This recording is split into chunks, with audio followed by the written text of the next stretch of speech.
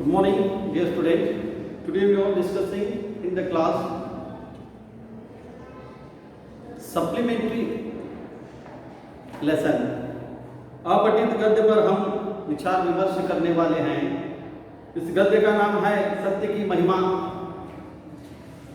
पाठ के अंश हैं स्वरूप, परिणाम, संस्कृत में आने वाले विचार, सत्यवादी, व्यक्तित्व, सामर्थ्य.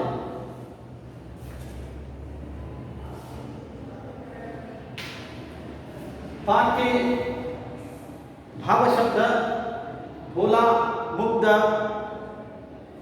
सुधरा, स्वच्छ, झकझोर, ನಾಶ ಮಾಡಬಹುದು, ಧ್ವಂಸ ಮಾಡಬಹುದು.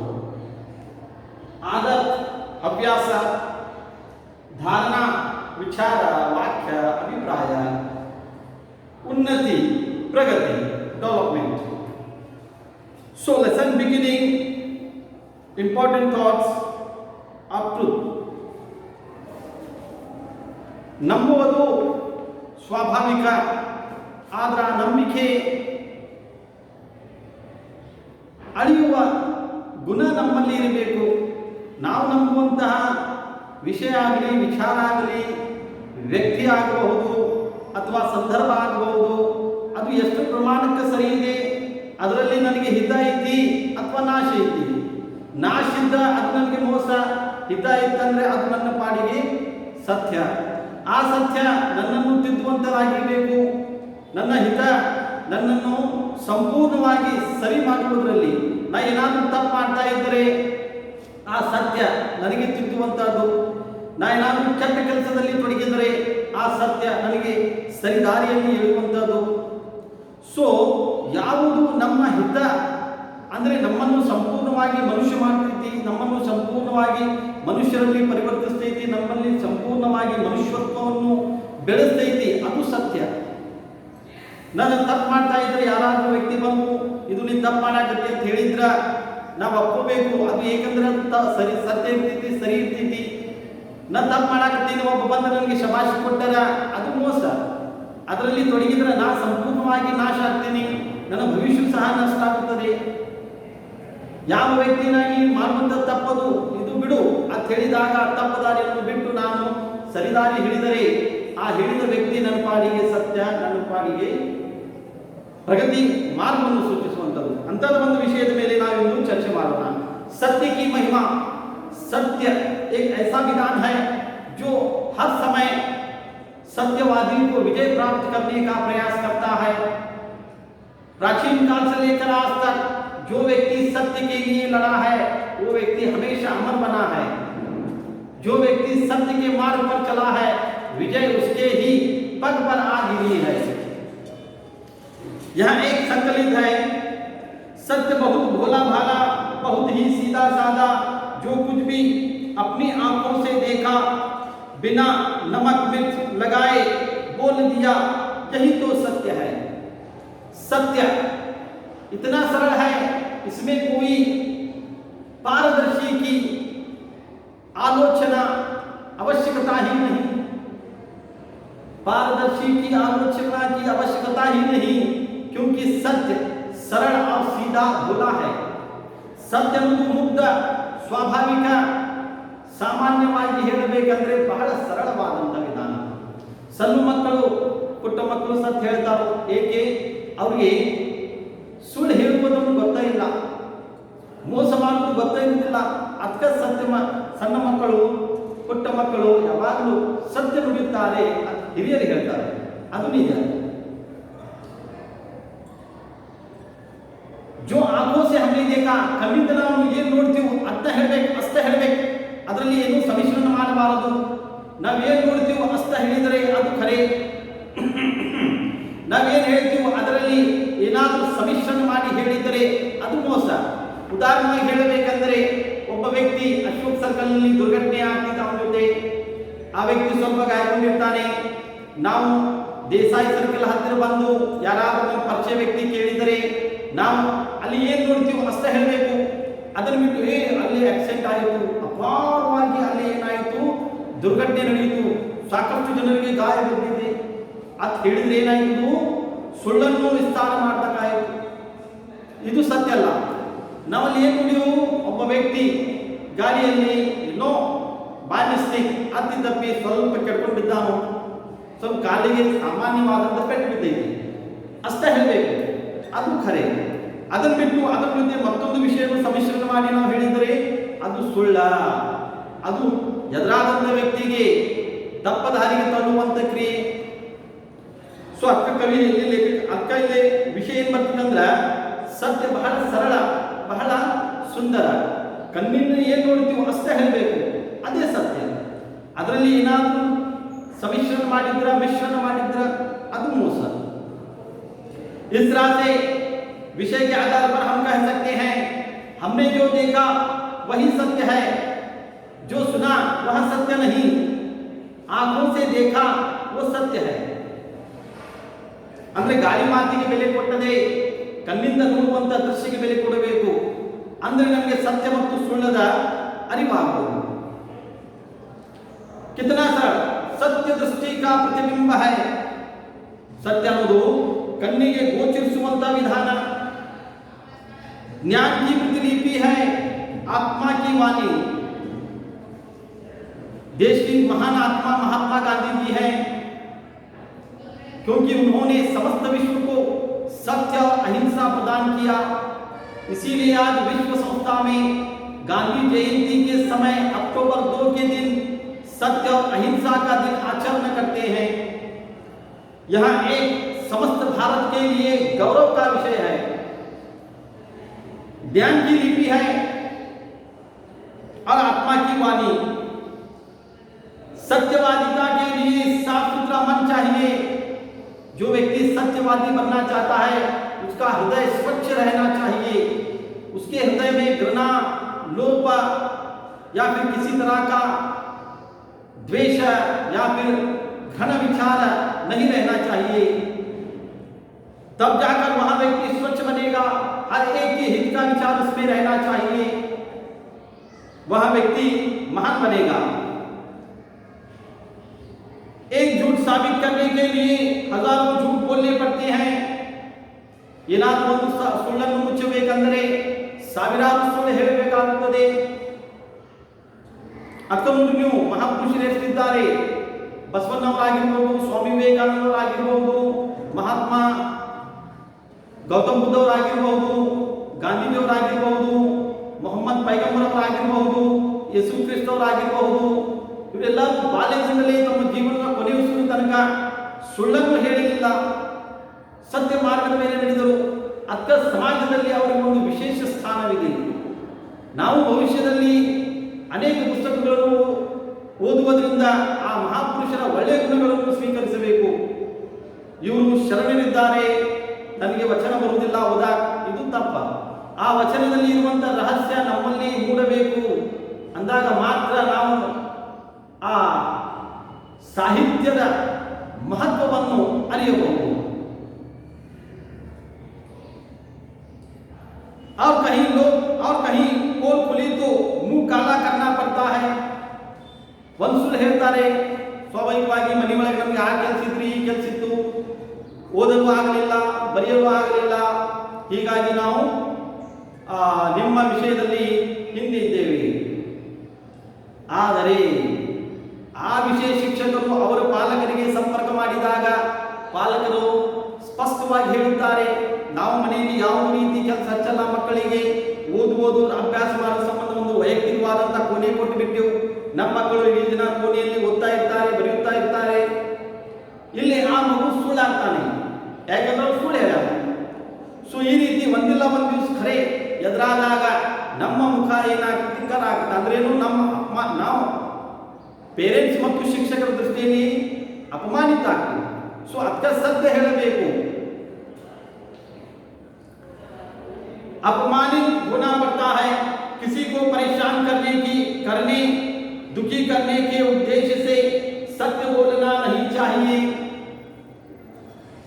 काने को काना कहकर पुकारना या लंगड़े को उस जैसी नकल करके दिखाना, यह सच बोलना नहीं होता. ಕೆಲವರು ಭಾರಿ ವಿದ್ವಾನರು ಇರ್ತಾರೆ, ಸತ್ಯ ಹೇಳುವುದೈತಿ, ಅವ್ರೇನು ಮಾಡ್ತಾರು, ಒಬ್ಬ ವ್ಯಕ್ತಿ ಕಾನ ಒಂದೇ ಕನ್ನದವನಿಗೆ ಕಾನ ಅಂತಾರು. ಆ ವ್ಯಕ್ತಿಗೆ ಕಾನ ಬಂದ ಅಂದ್ರೆ ಅವನಿಗೆ ಚುಡಾಯಿಸಿದಂಗ, ಸತ್ಯ ಹೇಳುವುದಿಲ್ಲ. ಅದು ಒಬ್ಬ ಕುಂಟಿರ್ತಾನೆ, ಕುಂಟವನ್ನು ನೋಡ ಅವನ ಗತಿ ಆಕ್ಟಿಂಗ್ ಮಾಡಿದ್ರ ಅದು ಸಹ ನಕಲು ಮಾಡ್ದಂಗ, ಅವನನ್ನು ಚುಡಾಯಿಸಿದಂಗ, ಅದು ಸತ್ಯ ಅಲ್ಲ. ಸತ್ಯ ಅಂದ್ರೆ ಅವನಿಗೆ ಹಿತ ಆಗಿರಬೇಕು, ಅವನು ಒಳ್ಳೆಯದಾಗಿರ್ಬೇಕು, ಸಮಾಜ ಮುಂದದು ಸ್ಪಷ್ಟ ಆಗಿರಬೇಕು, ಅದು ಸತ್ಯ. यह तो सिर्फ छेड़ना हुआ, छेड़ना मीन्स चुड़ाइसोದು. इस बात को शास्त्र में यूं समझाया गया है, सत्य ब्रियात प्रियम ब्रियात न ब्रियात सत्यम प्रियम, अर्थात सच बोलो जो दूसरों को प्रिय लगे, अप्रिय सत्य मत बोलो. इस प्रकार शास्त्रों में इसका महत्व उजागर किया है. संसार में जितने महान व्यक्ति हुए सबने सत्य का सहारा लिया है, सत्य का पालन किया है. राजा हरिश्चंद्र की सत्यनिष्ठा विश्व विख्यात है. उन्हें सत्य के मार्ग पर चलते अनेक कठिनाइयों का सामना करना पड़ा, लेकिन उनकी कीर्ति आज भी सूरज की रोशनी से कम प्रकाशमान नहीं है. राजा दशरथ ने सत्य वचन निभाने के लिए अपने प्राण त्याग दिए. महात्मा गांधी ने सत्य की शक्ति से ही विदेशी शासन को झकझोर दिया. ಭಾರತ ದೇಶದಲ್ಲಿ ಹಾಗೂ ಸಮಸ್ತ ವಿಶ್ವದಲ್ಲಿ ಅನೇಕ ಮಹಾನ್ ಸತ್ಯವಾದಿಗಳ ಜನ್ಮ ಆಯಿತು. ಈ ಸತ್ಯವಾದಿಗಳು ಜನಜಾಗೃತವೇ ಇವರ ಮೂಲ ಉದ್ದೇಶ ಆಗಿತ್ತು. ಇವರ ಸೋರ್ಸು ಜನಜಾಗೃತಿ ಮಾಡುತ್ತಿತ್ತು. ಜನರು ಜಾಗೃತ ಆಗಬೇಕು, ಅವರಲ್ಲಿ ಅರಿವು ಬರಬೇಕು, ಸರಿ ತಪ್ಪು ತಿಳುವಳಿಕೆ ಅವರಲ್ಲಿ ಬಂದಿರಬೇಕು. ಅಂದಾಗ ಮಾತ್ರ ಒಂದು ಸುರಕ್ಷಿತವಾದಂತಹ ಪ್ರಗತಿಮಯವಾದಂತಹ ಬೆಳವಣಿಗೆ ಹೊಂದಂತಹ ಹಾಗೂ ಮಾನವ ಸಮಾಜವನ್ನು ನಿರ್ಮಾಣ ಆಗುವುದು ಖಚಿತ. ಅದು ಎಲ್ಲ ಮಹಾಪುರುಷರು ಗೊತ್ತಾಗಿತ್ತು. ಅದಕ್ಕೆ ಭಾರತ ದೇಶದಲ್ಲಿ ಆಗಲಿ ವಿಶ್ವದಲ್ಲಿ ಆಗಲಿ ಅನೇಕ ಮಹಾಪುರುಷರು ಮಾನವ ಕಲ್ಯಾಣ ಮಾನವ ಹಿತಕ್ಕೋಸ್ಕರ ಶ್ರಮಿಸಿದ್ದಾರೆ. ಅವರಲ್ಲಿ ಒಬ್ಬರು ಇಬ್ಬರಾದಂತಹ ಹರಿಶ್ಚಂದ್ರ ಸಾಹೇಬರು. ಹರಿಶ್ಚಂದ್ರ ಅವರು ತಮ್ಮ ಸತ್ಯನಿಷ್ಠೆಯಿಂದ ಸೂರ್ಯನ ಪ್ರಕಾಶದಂತೆ ತಮ್ಮ ವ್ಯಕ್ತಿತ್ವವನ್ನು ಬೆಳೆಸಿಕೊಂಡರು. ಸೂರ್ಯನ ಪ್ರಕಾಶ ನೋಡುವುದು ಅಸಾಧ್ಯ, ಕಣ್ಣಿಗೆ ಕುತ್ತೈತದು. ಅದೇ ರೀತಿ ಇವರ ವ್ಯಕ್ತಿತ್ವ ಬೆಳೆದಿತ್ತು, ಆ ವ್ಯಕ್ತಿತ್ವ ಬಗ್ಗೆ ಹೊಂದುವುದು ಅಸಾಧ್ಯ. ಪದಗಳು ಕೊರತೆ, ಆದರೆ ವ್ಯಕ್ತಿತ್ವದ ಬೆಳವಣಿಗೆ ಹೇಳುವುದು ಅಸೀಮಿತ, ವರ್ಣಿಸುವುದು ಅಸೀಮಿತ. ಹಾಗೆ ಇನ್ನೊಂದು ಉದಾಹರಣೆ ಹೇಳಬೇಕೆಂದರೆ ರಾಜ ದಶರಥ ಅವರು ತಮ್ಮ ಕೊಟ್ಟ ಮಾತನ್ನು ಉಳಿಸುವ ಸತ್ಯಕ್ಕಾಗಿ ತಮ್ಮ ಪ್ರಾಣವನ್ನೇ ತ್ಯಾಗ ಮಾಡಿದರು. ಅದೇ ರೀತಿ ಇನ್ನೊಬ್ಬರು ಮಹಾತ್ಮ ಗಾಂಧಿಯವರು ಸತ್ಯಕ್ಕೋಸ್ಕರ ಜನಜಾಗೃತಿ ಮಾಡಿ ವಿದೇಶಿ ಶಾಸನ ಅಂದರೆ ವಿದೇಶಿ ಅಧಿಕಾರ, ವಿದೇಶಿ ಶಕ್ತಿಯನ್ನೇ ಧ್ವಂಸ ಮಾಡಿದರು.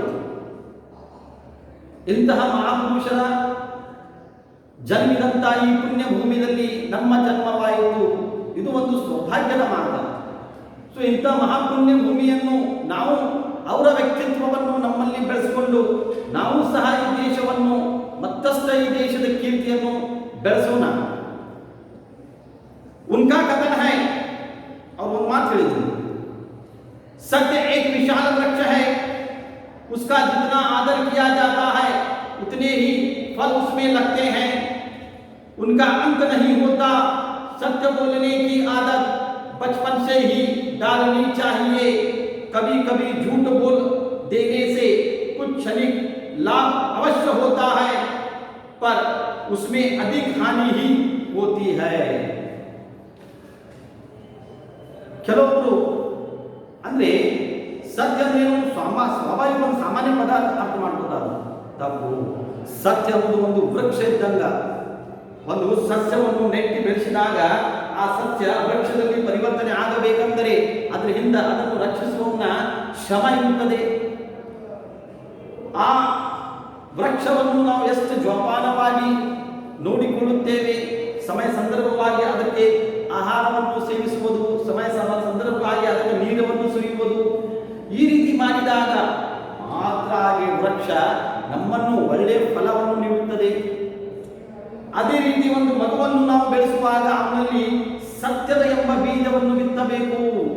ಅಂದಾಗ ಆ ಮಗು ಮುಂದೆ ಭವಿಷ್ಯದಲ್ಲಿ ಈ ಸಮಾಜಕ್ಕೆ ಒಂದು ಒಳ್ಳೆಯ ಪರಿಣಾಮವನ್ನು ಒದಗಿಸಿಕೊಡುತ್ತಾನೆ. ಅಂದ್ರೇನು, ಅವನಲ್ಲಿ ಒಂದು ವ್ಯಕ್ತಿತ್ವ ಸುಂದರವಾಗಿ ಬೆಳೆಯುತ್ತದೆ. ಬಾಲ್ಯದಿಂದಲೇ ಅವನಲ್ಲಿ ಸುಳ್ಳು ಹೇಳುವಂತ ಹವ್ಯಾಸ ಬೆಳೀತಂದ್ರ ಯೌವನದಲ್ಲಿ ವೃದ್ಧದಲ್ಲಿ ಅವನು ಸುಳ್ಳು ಹೇಳೋನು. ಬಾಲ್ಯದಲ್ಲಿ ಅವನಲ್ಲಿ ಒಳ್ಳೆಯ ಸಂಸ್ಕಾರ, ಒಳ್ಳೆಯ ಸತ್ಯ ಹೇಳುವಂತ ಗುಣ ಅವನಲ್ಲಿ ಬೆಳೀತಂದ್ರ ಮುಂದೆ ಭವಿಷ್ಯದಲ್ಲಿ ಅವನು ಸತ್ಯ ಹೇಳ್ತಾನೆ. ಅವನು ನೋಡಿ 4 ಜನ ಸುಧಾರಿಸ್ತಾರೆ. ಆ 4 ಜನ ನೋಡಿ 400 ಜನ, 400ರಿಂದ 4,000, 4,000ರಿಂದ 4 ಲಕ್ಷ, 4 ಕೋಟಿ, ಇದೇ ರೀತಿ ಸತ್ಯದ ಮಹಿಮೆ ಬೆಳಗುತ್ತಾ ಹೋಗುತ್ತದೆ. ಇದಕ್ಕೆ ಹೇಳುವುದು ಸತ್ಯಕ್ಕೆ ಮಹಿಮಾ. ಸತ್ಯ ಯಾವಾಗಲೂ ಸೋಲಲು ಬಿಡಲ್ಲ. ಅದಕ್ಕೆ ಸತ್ಯ ಒಂದು ಅಭಿನ್ನವಾದಂತಹ ವಿಷಯ. ಎಂದಿಗೂ ಅದು ನಶಿಸಿ ಹೋಗುವುದಿಲ್ಲ, ಎಂದಿಗೂ ಅದು ಮುರಿಯುವುದಿಲ್ಲ, ಎಂದಿಗೂ ಅದು ಅಸತ್ಯ ಆಗುವುದಿಲ್ಲ. ಅದು ಯಾವಾಗಲೂ विजय का संकेत है। क्षणिक पर हम झूठ बोलते हैं, कुछ समय हम झूठ बोलते हैं, उसका फल हमें क्षणिक के लिए प्राप्त होता है। ಕೆಲವೇ ಸೆಕೆಂಡ್ ತನಕ ಆ ಸುಳ್ಳದ ಲಾಭ ನಮಗೆ ಸಿಗುತ್ತದೆ. ಆದರೆ ಮುಂದೆ ಭವಿಷ್ಯದಲ್ಲಿ ನಿಜ ಏನೈತನ್ನೋದು ಎದುರಾಯಿತಂದ್ರೆ ನಮ್ಮ ಅವರ ಸಂಬಂಧವೂ ಸಹ ನಷ್ಟ ಆಗುವುದು, ಅದರ ಜೊತೆ ನಮ್ಮ ವ್ಯಕ್ತಿತ್ವ ಸಹ ನಷ್ಟ ಆಗುವುದು. ನಮ್ಮ ವ್ಯಕ್ತಿತ್ವವನ್ನು ಉಳಿಸ್ಕೋಬೇಕಂದ್ರೆ, ನಮ್ಮ ಅವರ ಮಧ್ಯೆ ಇರುವಂಥ ಸಂಬಂಧವನ್ನು ಸರಿಯಾಗಿ ಇಟ್ಕೋಬೇಕಂದ್ರೆ ನಾವು ಸತ್ಯವನ್ನೇ ನುಡಿತಾ ಇರಬೇಕು. ಅಕ್ಕ ಇಲ್ಲಿ ಹೇಳಿದರು, ಸುಳ್ಳ ಸ್ವಲ್ಪ ಸಮಯ ತನಕ ಮಾತ್ರ ಲಾಭ, ಆದರೆ ಮುಂದೆ ಭವಿಷ್ಯವು ಹಾನಿ ಉಂಟು ಮಾಡುತ್ತದೆ. ಭವಿಷ್ಯದ ಪ್ರಗತಿಯ ದ್ವಾರಗಳೆಲ್ಲ ಮುಚ್ಚೋಗ್ಬಿಡ್ತಾವ. ಯಾಕಂದ್ರೆ ನೀವು ಸುಳ್ಳು ವ್ಯಕ್ತಿ ಅದ ಅಂತ ಎಲ್ಲ ಗೊತ್ತಾಗ್ಬಿಟ್ಟಿದ್ದೀವಿ. व्यक्तित्व कुंठित होता है, झूठ बोलने वालों से लोगों का विश्वास उठ जाता है, उनकी उन्नति के द्वार बंद हो जाते हैं। सत्य की महिमा अपार है, सत्य महान और परम शक्तिशाली है। संस्कृत की सुक्ति है, सुक्ति मीन्स वाक्य, सत्यमेव जयते नानृतम, अर्थात सत्य की ही विजय होती है, असत्य की नहीं। हमारे संविधान लीजिए या फिर भारत के महान स्थान जैसे कि सुप्रीम कोर्ट, हाई कोर्ट या किसी प्रकार का कोर्ट हो, वहां पर लिखा जाता है सत्यमेव जयते, अर्थात न्याय का आरंभ भारत देश का सत्यमेव जयते जयते उक्ति से ही आरंभ होता है। सत्यमेव जयते इस वाक्य से ही भारत का कानून, भारत की सभ्यता आरंभ होती है। इसी आधार पर सुप्रीम कोर्ट, हाई कोर्ट या किसी तरह के कोर्ट में, न्यायालय में इस पंक्ति को सर्वप्रथम स्थान पर लिखा जाता है। नानृतम, असत्य की नहीं होती विजय, सत्य की होती है विजय। जॉन मैक्सफील्ड की धारणा है कि सत्य की नाव से ही हम भवसागर का संतरण कर सकते हैं। सत्य वह चिंगारी है जिससे असत्य पल भर में भस्म हो जाता है। ಸತ್ಯ ಅನ್ನೋದು ಸಾಮಾನ್ಯವಾದಂಥ ನಮಗೆ ಒಂದು ಬೆಂಕಿ ಕಣ ಕಂಡು ಬರಬಹುದು. ಆದರೆ ಆ ಪುಟ್ಟ ಬೆಂಕಿಯ ಕಣ ಸಮಸ್ತ ಆ ಪುಟ್ಟ ಬೆಂಕಿಯ ಕಣ ವಿಶಾಲವಾದಂಥ ಸುಳ್ಳಿನ ಬೆಟ್ಟವನ್ನು ನೋಡು ತನಕ ಸುಟ್ಟ ಹಾಕಬಹುದು, ಭಸ್ಮ ಮಾಡಿಬಿಡ್ತಿದ್ದಿ. ಇಡೀ ಬೆಟ್ಟವೇ ಸುಳ್ಳದ ಭಸ್ಮ ಆಗ್ತಿದ್ದಿ ಯಾವಾಗ ಸತ್ಯದ ಬೆಂಕಿ, ಸತ್ಯದ ಕಿಡಿ ಸಿಡಿದಾಗ. ಅರ್ಥ ಹೇಳುವುದು, ಸತ್ಯ ಯಾವಾಗ ಗೆಲ್ಲುವುದು, ಅಸತ್ಯ ಒಂದಿಲ್ಲ ಒಂದು ದಿವಸ ಸೋಲು ಅನುಭವಿಸುವುದು. ಜಾನ್ ಮ್ಯಾಕ್ಸ್ ಫೀಲ್ಡ್ ಅವರು ತಮ್ಮ ವಿಚಾರವನ್ನು ವ್ಯಕ್ತಪಡಿಸಿದರು. ಸತ್ಯವನ್ನು ಸೂಚಿಸುವುದು ಅಸಾಧ್ಯ.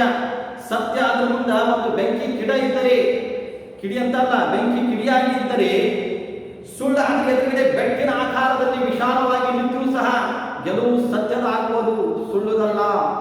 ಯಾಕಂದ್ರೆ ಸುಳ್ಳ ಕೆಲವು ಸಮಯ ತನಕ ಅಷ್ಟಾದ್ರ ಜೀವ, ಸತ್ಯ ಅದು ಅಮರ.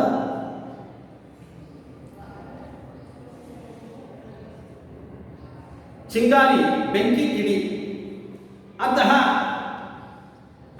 इसलिए हमें हर स्थिति में सत्य बोलने और पालन करने का अभ्यास करना चाहिए। ಹೀಗಾಗಿ ಸಂಪೂರ್ಣ ದೃಷ್ಟಿಗೋಚರದಿಂದ ನಮಗೆ ಬಾಲ್ಯದಿಂದಲೇ ಯೌವನದಿಂದ ವೃದ್ಧಾವಸ್ಥಾನಕ ಸತ್ಯವನ್ನೇ ನುಡಿತಾ ಇರಬೇಕು. ಮನೆಯಲ್ಲಿರಿ, ಸ್ವಚ್ಛವಾಗಿರಿ, ಸುರಕ್ಷಿತವಾಗಿರಿ ಮತ್ತು ಸತ್ಯವನ್ನು ಹೇಳಿ ವ್ಯಕ್ತಿತ್ವದ ಪ್ರಭಾವವನ್ನು ಮೂಡಿಸಿ. ಇಂದಿನ गृह कार्य प्रश्नों के सही रूप से उत्तर लिखे. ಇದು ಆ ಪಠ್ಯದ ಗದ್ಯ, ಆ ಪಠ್ಯದ ಸಪ್ಲಿಮೆಂಟರಿ ನಿಮ್ಮ ಫೇರ್ ನೋಟ್ಬುಕ್ನ ಕೊನೆಯ ಭಾಗದ 6 ಪೇಜವನ್ನು 6 ಪುಟವನ್ನು ಬಿಟ್ಟು ಆ 6 ಪುಟದಲ್ಲಿ ಈ ಪಾಠದ ಪ್ರಶ್ನೋತ್ತರಗಳನ್ನು ಬರೆಯಬೇಕು. घर पर रहिए, सुरक्षित रहिए. जय हिंद.